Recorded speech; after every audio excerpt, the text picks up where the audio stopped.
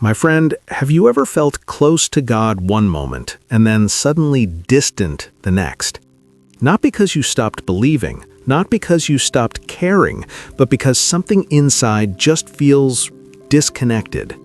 You pray, but your mind drifts. You try to focus, but your heart feels distracted. You want to grow, but it feels inconsistent. And deep down, there's a quiet frustration that many believers carry. Why does my relationship with God feel like it keeps slipping? You love God, you really do, but staying connected to Him feels harder than it should. And here's the truth that may change everything for you. God never asked you to try harder, He asked you to abide. That word, abide, is one of the most powerful and most misunderstood words in your entire spiritual life. Because most believers are trying to perform when Jesus is inviting them to remain. In John 15:4, Jesus says, "Abide in me, and I in you. As the branch cannot bear fruit by itself unless it abides in the vine, neither can you unless you abide in me." That changes everything, because He didn't say strive, He didn't say force growth, He didn't say push harder. He said stay connected. But what does that actually mean? Because many people hear that word but don't know how to live it. Before we go deeper, pause for a moment. If this message is already speaking to you, do 3 simple things. Like this video, share it with someone who feels spiritually stuck, and in the comments, type, "Lord, teach me to abide." Not perform, not struggle, not force it, but abide. Because this message is not just information, it's direction. Now let's go deeper. Jesus gives us a picture in John 15. He says, "He is the vine, and you are the branch." That means your life was never designed to function independently from Him. A branch does not struggle to produce fruit, it simply stays connected. And as long as that connection remains, fruit becomes natural. But the moment that connection is weakened, everything starts to dry up. Peace becomes inconsistent, clarity becomes unstable, growth becomes difficult. Not because you're not trying, but because you're trying without staying connected. And this is where many believers are exhausted. They are trying to produce spiritual fruit without understanding spiritual connection. But the Christian life was never meant to be powered by effort. It was meant to be sustained by relationship. And in the next segment, we're going to break this down in a way that is simple, real, and practical, so you don't just understand what abiding means, you actually start living it. My friend, let's make this simple. To abide in Christ means to remain connected to Him, consistently, not occasionally. It is not about trying harder, it is about staying closer. Jesus uses a picture that everyone can understand: a branch and a vine. The branch does not produce fruit by effort, it produces fruit by connection. As long as it stays attached, life flows through it naturally. But the moment it disconnects, it begins to dry up. That is exactly what Jesus is teaching in John 15:5. "I am the vine, you are the branches. Whoever abides in me and I in him, he it is that bears much fruit, for apart from me you can do nothing." Notice that last part. Apart from me, you can do nothing. That doesn't mean you can't function. It means you can't produce spiritual life. You can still work, you can still move, you can still do things, but without connection, there is no lasting fruit, no real peace, no deep transformation. And this is where many believers get stuck. They are active but disconnected. They are doing but not abiding. They are trying to fix things in their own strength instead of staying connected to the source. And over time, it becomes exhausting, because effort without connection always leads to burnout. But abiding changes that. Abiding is not a moment, it is a posture. It is a daily awareness that says, God, I need you in this moment. It looks like short prayers throughout your day. It looks like remembering God when you make decisions. It looks like pausing instead of reacting. It looks like staying aware that you are not walking through life alone. Abiding is not about perfection, it is about connection. You don't have to get everything right, you just have to stay close. And the more you practice that, the more natural it becomes.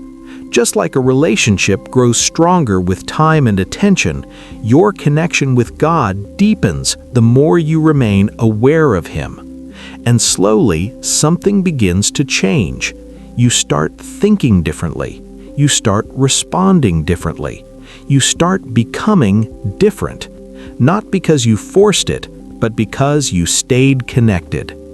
And in the next segment, we're going to talk about something many believers misunderstand, the reason why they feel disconnected even when they are trying to stay close to God. My friend, one of the biggest reasons many believers feel disconnected from God is not because they don't love Him. It's because they misunderstand what connection actually looks like. They think abiding means feeling God all the time. They think it means constant emotion, constant awareness, constant spiritual intensity. So when those feelings fade, they assume something is wrong. But here's the truth. Connection is not built on feelings. It is built on remaining. There will be days when you feel close to God, and there will be days when you don't. But your feelings do not determine your connection. Your decision to stay does. Jesus never said, "Feel connected to me." He said, "Abide in me." That means even when you feel dry, you stay. Even when you feel distracted, you return. Even when you feel distant, you don't walk away. Because abiding is not about emotional consistency. It is about relational consistency. The Bible reminds us of this in Hebrews 13:5, where God says, "I will never leave you nor forsake you." That means the connection is not breaking from His side. It is always available. But many believers disconnect in a subtle way, not by rejecting God, but by becoming distracted from Him. Life gets busy, the mind gets full, responsibilities take over. And without realizing it, the awareness of God begins to fade. Not His presence, just your awareness of it. And that is why abiding must be intentional. It is not something that happens automatically. It is something you choose.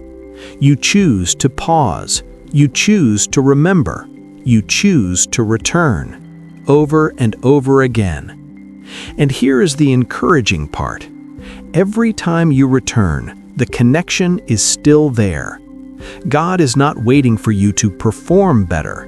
He is simply inviting you to come back again and again and again. And the more you practice returning, the less you will panic when you feel distant, because you will understand something powerful. You are not losing God. You are just learning how to stay aware of Him. And in the next segment, we're going to talk about what naturally begins to happen in your life when you truly start abiding, something many people try to force, but only happens through connection. My friend, when you truly begin to abide in Christ, something starts to happen in your life that you cannot force.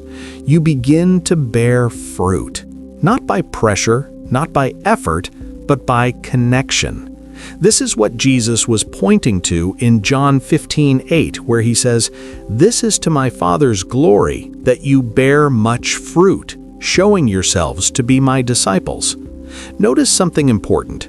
Jesus did not say, "Try to produce fruit." He said, "Fruit will come as a result of abiding." And this is where many believers have been exhausted for too long. They have been trying to force what can only grow naturally. Trying to force peace, trying to force patience, trying to force joy, trying to force change. But fruit is not produced by striving. It is produced by staying connected. When a branch is connected to the vine, it does not struggle to grow fruit. It simply receives life, and over time, fruit appears. The same is true in your spiritual life. When you remain connected to Christ, His life begins to flow into yours, and slowly your reactions begin to change. You become more patient without forcing it. You become more peaceful, even in situations that used to stress you. You respond with more wisdom instead of reacting emotionally. Not because you suddenly became stronger, but because you stayed connected. The Bible calls this the fruit of the Spirit. In Galatians 5:22-23 it says, "The fruit of the Spirit is love, joy, peace, patience, kindness, goodness, faithfulness, gentleness, and self-control." Notice again, fruit, not pressure, not performance, fruit. That means these things grow naturally when the connection is healthy. But when believers try to produce these qualities without abiding, they become frustrated because they are trying to create outward change without inward connection, and that never lasts. But when you focus on abiding, everything begins to shift. You stop trying to fix yourself constantly. You start focusing on staying close to God. You stop striving for results. You start nurturing the relationship. And over time, the results begin to appear. This is the secret many people miss. The Christian life is not about becoming better through effort. It is about becoming transformed through connection. And as we come to the close of this message, remember this: you don't have to force growth. You don't have to live under constant pressure. You don't have to feel like you're always falling short. You were never meant to carry your spiritual life alone. You were meant to stay connected, to remain, to abide. And from that place, everything else flows. So if this message spoke to your heart today, take a moment and be honest. Have you been trying to produce fruit without staying connected? And if you have, release that pressure. Return to the simple invitation Jesus gave: abide in me. And I want you to do something simple. In the comments, type, "I choose to stay connected," because that is where transformation begins. And if this message helped you, don't forget to like the video, share it with someone who needs this clarity, and stay consistent in your walk with God. Stay connected, stay grounded, and stay close to Christ.